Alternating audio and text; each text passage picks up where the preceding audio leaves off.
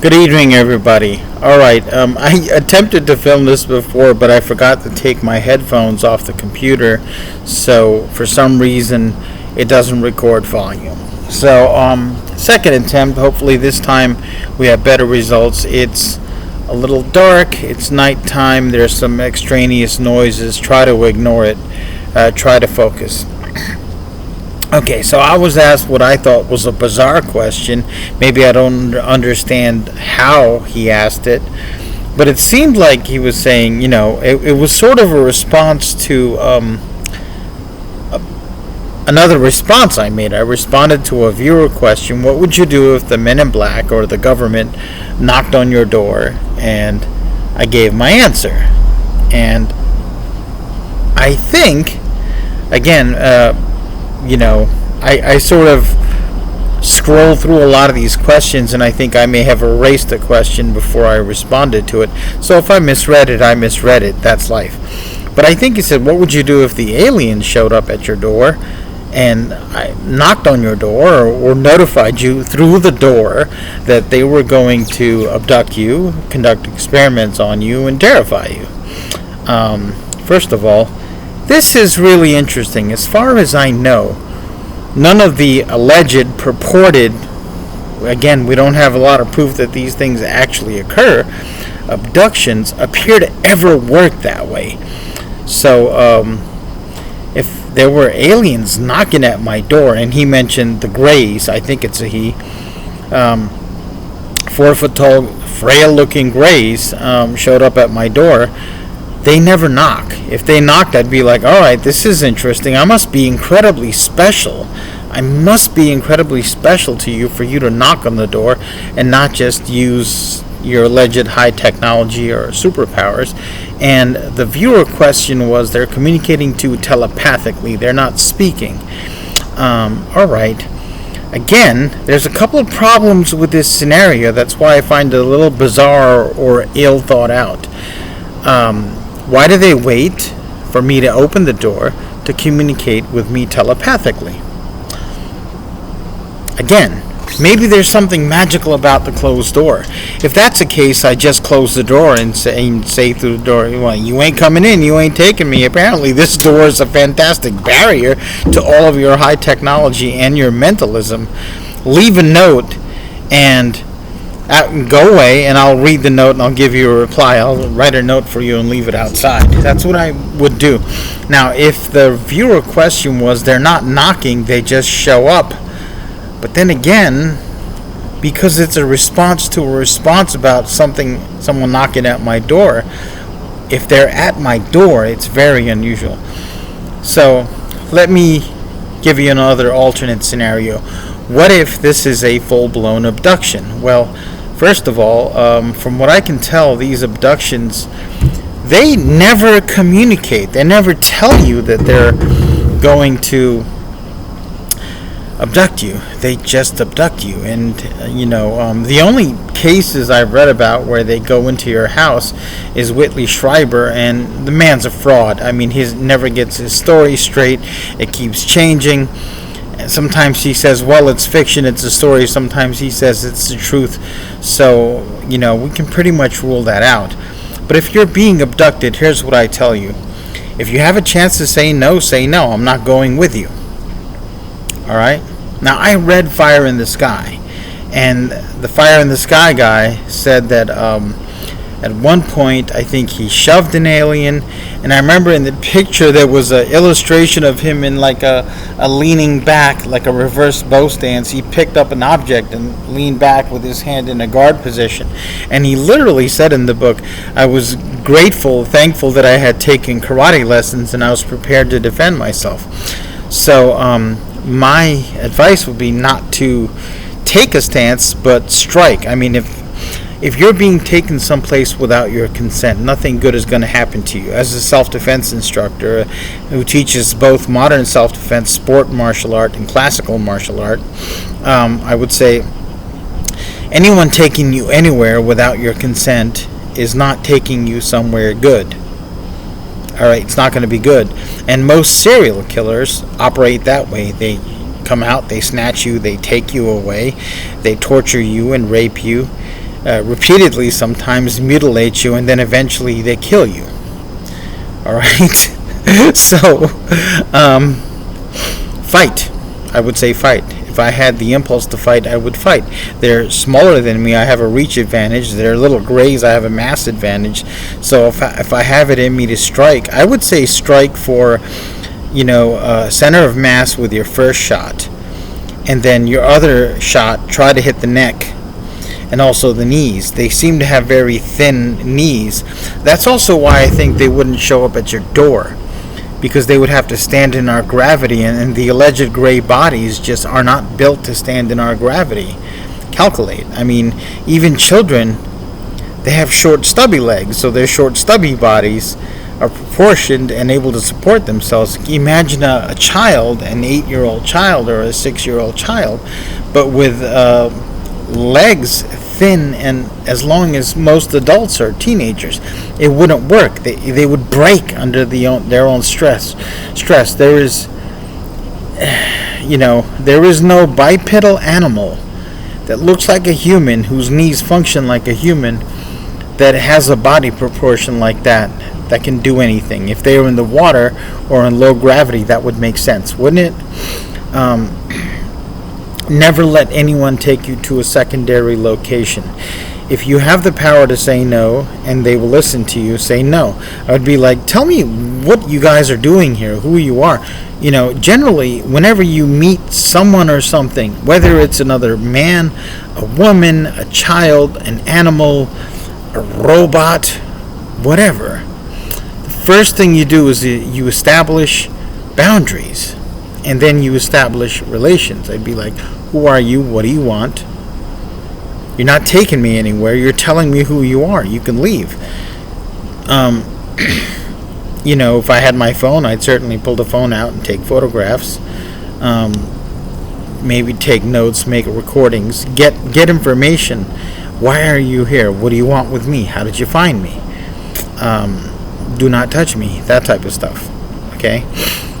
So, again, I think the scenario of grays showing up at your door and asking you to go anywhere, or even showing up at your door demanding you to go anywhere, is unlikely. I think the grays walking around on this planet is very unlikely, just because of the way the physics and the anatomy of that type of body. It's not a very practical body for 1G. You don't find very many creatures like this.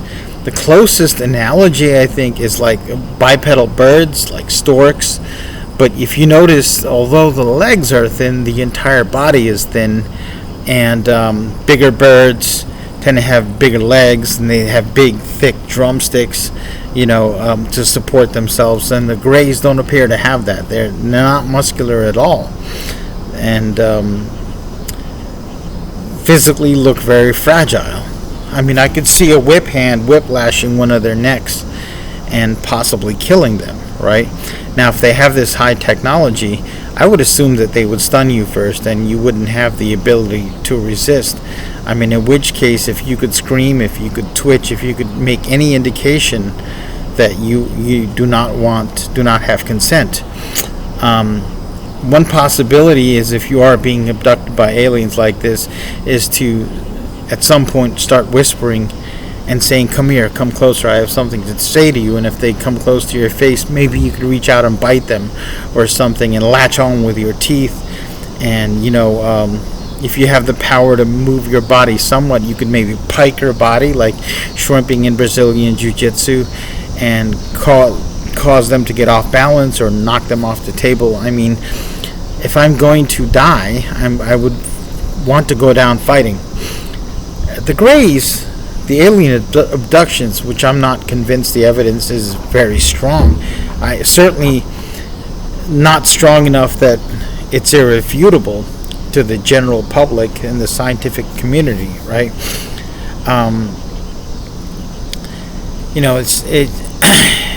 I don't think it would really go down like that. Okay, but nobody has the right to take you anywhere without your will. Now, I'm going to make a comparison many of you are not going to like. Okay, none of you are going to like this, but it is the only logical comparison I can make. The only thing on this planet, the only phenomena on this planet comparable to this right now is the way United States military people, particularly special forces, operate around the world. We have invaded other countries. We've set up, puppet governments or proxy governments, and we've set up conditions in that country like we did in Iraq, and certainly we did in Afghanistan before we just got tired of this whole situation and pulled out. But I mean, if you hear descriptions of how it works, special operations forces, they have night vision goggles and all this equipment all over their bodies, and body armor and multiple weapon systems, and they have drones overhead and helicopters and airplanes, and they go from village to village, house to house, bust into it in the middle of the night, sometimes throwing flashbangs in there, go into a family's bedroom, drag everybody out of bed, flex cuff them, interrogate them, and basically conduct home invasions and abductions. Okay, and I would assume that it would be very terrifying, but also infuriating to the people in those houses, particularly if they're innocent or neutral, right? Jocko Willink, who I'm going to mention this, there's quite a lot of evidence that Jocko Willink turned a blind eye to war crimes in his command, shooting of civilians, especially with Chris Kyle, right? And then when that book came out, did not check it. I actually do not have a lot of admiration for Jocko Willink. And, him and Chris Kyle were constantly saying these people are savages and they hate us just because we're Christian. You've invaded their country, you kick down their doors, you drag them out of bed at night. It's not really about religion. If they were, Middle Eastern Christians and you did that to them, even they have a culture where, if you're foreign to the area and you're imposing your will on them, they're going to fight you to the death. Okay, same thing for Middle Eastern Jews, same thing for, pagan people, Hindus. I mean, this is a universal thing. And in that situation, we are the aliens, and we are conducting home invasions and abductions for our purpose, which I don't think involves very much scientific research, but then it may, clandestinely. So let's compare the two. These alleged alien abductions are said to occur in the middle of the night and often penetrate the person's bedroom and private space. And strangely enough, it appears to be one person, maybe sometimes two. It's not something that happens in front of whole families, leaving tons of evidence. We're talking abductions now, alleged abductions, right? And, action for action, pound for pound, the aliens seem far more benevolent than the actions of our military in these people, in other countries, because they don't appear to use any form of deadly force. They use maybe mental control or some form of technology that paralyzes people but doesn't harm them, doesn't appear to harm them. They do not yell, they do not strike, they do not kill, anything like that. We're talking humans. It just doesn't seem to be a thing, right? And it appears that all or most abductees are returned in fairly good condition. Travis Walton, now the name comes to me, the Fire in the Sky guy, right? Travis Walton implies that he went when there was a UFO spotting, there was a beam coming out of the UFO, and he was sort of hurt by accident, and they pulled him up into the spacecraft to repair damage to him, right? And save his life. Now, there is one massive discrepancy in his story. I'm not talking about the polygraph. I'm talking about, they gave him a medical exam, and if he'd been gone several days, and yet his I guess his blood sugar. He did not show signs of ketones. What happens is if you don't eat for 2 or 3 days and don't receive water, don't receive nourishment, you go into ketosis. Your blood sugar is depleted and you're breaking down, proteins and fats and things like that. You're in what's called a catabolic state, not an anabolic state, and there are biological markers of that. And yet, according to the reports, he showed no signs of that. So that does imply that maybe he didn't do what he did, or during that time period they found a way to nourish him that he doesn't remember. I mean, I'm willing to entertain both sides of that, but again, all we have is testimony. We don't have evidence, we don't have telemetry, we don't have footage. And I just want to say, if you're investigating UAPs and you don't want to go off the deep end into I'll just believe everything like Stephen Greer, and you don't want to be like Mick West, who won't even look at data but yet has strong opinions on it, right? You have to do this. You have to look at the strength of the data and the richness and robustness of the data, which is why I am far more interested in multi-sensor accounts, the Tic Tac incidents, the Nimitz incidents, things where you have a human observer, sometimes more than one, where you have cameras, often more than one, and where you have radars, often more than one, all coming together. There's a sort of consilience or a confluence that points to there is a there. Okay, whereas with the abductions, oftentimes, these highly technological aliens just apparently just go and find people that are absolutely completely alone and do, take them away and bring them back, and for a lot of reasons it just don't seem very defined. I mean, if they have this type of technology, I kind of think they might be able to get a lot of this information far less invasively and, without even anybody knowing it's happening. And that doesn't rule out that maybe it's not a scientific experiment. What if it's a game they're playing? What if it's their equivalent of cow tipping, right? I don't know. All I know is there isn't a lot of evidence that's as robust as multi-person, multi-sensor, multi-viewpoint evidence, and that's why I choose to focus on it. Not because I'm not interested in the topic or I think it's invalid, it's just because there's so much more to sink our teeth and our hands into and start to make a case, okay? I'm not here to prove or disprove, I'm here to look and investigate. It's what I do. And I don't necessarily mean to insult the person who asked this question. I feel like that question didn't seem as coherent to me as it probably did to him. Okay, and that may just be me misreading it on my part because of the context in which that video appeared, in which that question appeared, right after I posited a scenario where Men in Black knock on the door and show up to me and announce their presence, right?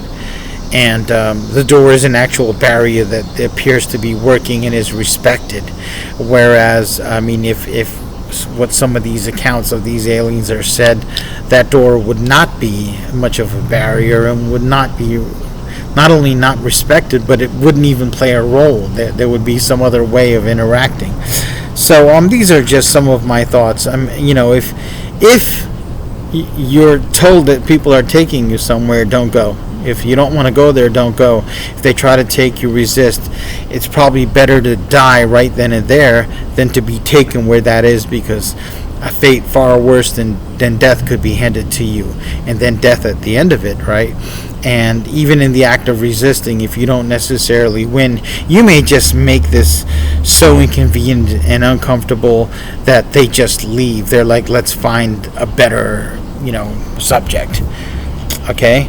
And if you are abducted and you have to endure these things and you are brought back, and they all do seem to bring them back, try to grab something, try to hide something. Hide it in your hair, your mouth, your armpit, your clothes if you're wearing them.